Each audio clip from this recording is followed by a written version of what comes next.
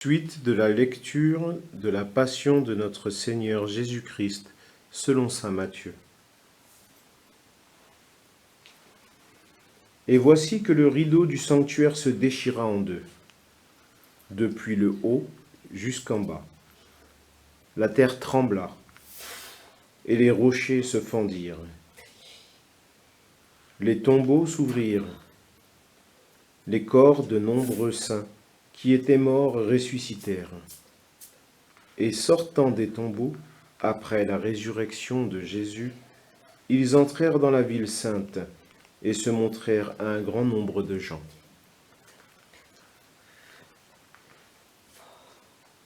À la vue du tremblement de terre et de ces événements, le centurion et ceux qui, avec lui, gardaient Jésus, furent saisis d'une grande crainte et disaient « Vraiment, celui-ci était fils de Dieu ». Il y avait là de nombreuses femmes qui observaient de loin. Elles avaient suivi Jésus depuis la Galilée pour le servir. Parmi elles se trouvait Marie-Madeleine, Marie, mère de Jacques et de Joseph, et la mère des fils de Zébédée.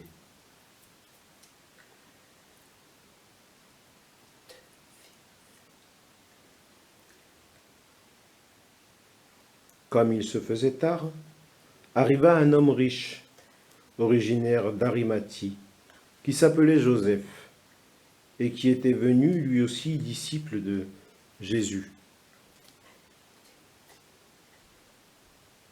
Il alla trouver Pilate pour demander le corps de Jésus.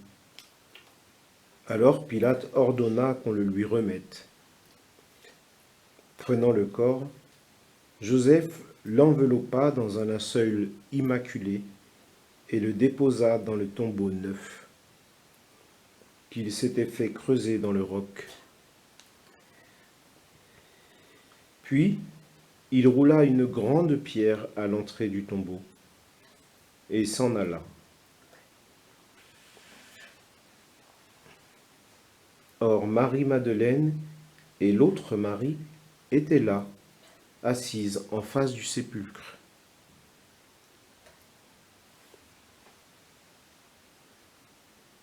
Le lendemain, après le jour de la préparation, les grands prêtres et les pharisiens s'assemblèrent chez Pilate en disant « Seigneur, nous nous sommes rappelés que cet imposteur dit de son vivant « 3 jours après, je ressusciterai ». Alors, donne l'ordre que le sépulcre soit surveillé jusqu'au 3e jour, de peur que ses disciples ne viennent voler le corps et ne disent au peuple « Il est ressuscité d'entre les morts ». Cette dernière imposture serait pire que la première. Pilate leur déclara « Vous avez une garde? Allez, organisez la surveillance comme vous voulez. » Ils partirent donc et assurèrent la surveillance du sépulcre en mettant les scellés sur la pierre et en y plaçant la garde.